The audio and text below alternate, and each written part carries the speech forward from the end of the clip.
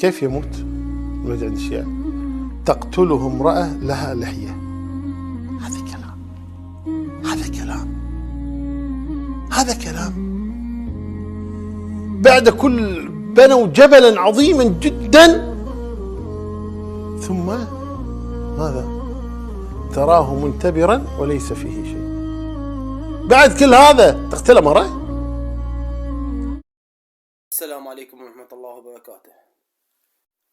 يقول عثمان الخميس نعلة الله عليه إن الإمام المهدي تقتله امرأة ذات لحية طويلة.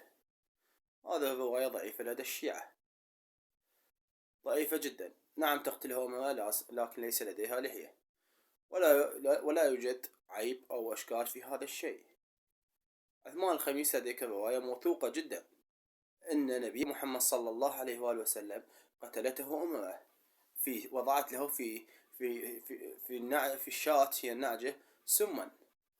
يعني أنت يا عثمان الخميس تضحك، كان الإمام المهدي عجل الله فرجه وسلم فرجه تقتله امرأة وأنت نبيك قتلته امرأة. أين علمك؟ أنت إنسان جاهل.